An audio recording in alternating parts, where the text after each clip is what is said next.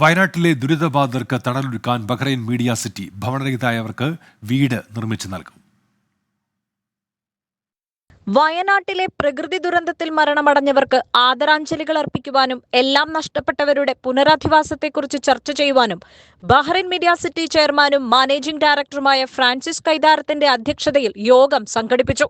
യോഗത്തിൽ പ്രാർത്ഥനയും വയനാട് ദുരന്തത്തെക്കുറിച്ചുള്ള വീഡിയോ പ്രദർശനവും ഉൾപ്പെടുത്തിയിരുന്നു. ദുരന്തത്തിൽ ഭവനരഹിതരായവർക്ക് ഒന്നോ അതിലധികമോ വീടുകൾ നിർമ്മിച്ചു നൽകുന്നതിന് മുൻകൈയെടുക്കുമെന്ന് ഫ്രാൻസിസ് കൈതാരത്ത് പ്രഖ്യാപിച്ചു. BMC ശ്രാവണ മഹോത്സവത്തിന്റെ ആഡംബര ചെലവുകൾ വെട്ടിക്കുറച്ചും യോഗത്തിൽ പങ്കെടുത്തവരുടെയും അഭ്യുദയകാംക്ഷികളുടെയും സഹകരണത്തോടെയുമായിരിക്കും പദ്ധതി നടപ്പിലാക്കുക എന്നും അദ്ദേഹം കൂട്ടിച്ചേർത്തു.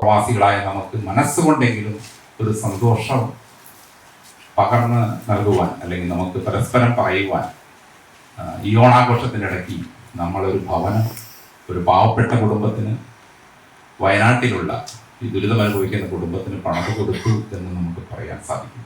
ബഹ്റൈനിലെ വിവിധ കൂട്ടായ്മകളെയും സംഘടനകളെയും പ്രതിനിധീകരിച്ച് പങ്കെടുത്ത അംഗങ്ങളും BMC കുടുംബാംഗങ്ങളും ഭവന നിർമ്മാണ പദ്ധതിക്ക് സർവ്വവിധ പിന്തുണയും പ്രഖ്യാപിച്ചു.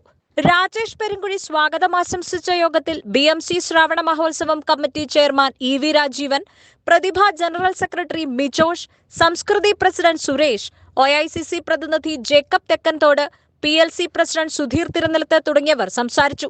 ചടങ്ങിൽ റിജോയ് മാത്യു നന്ദി രേഖപ്പെടുത്തി. 24 ബഹ്റൈൻ.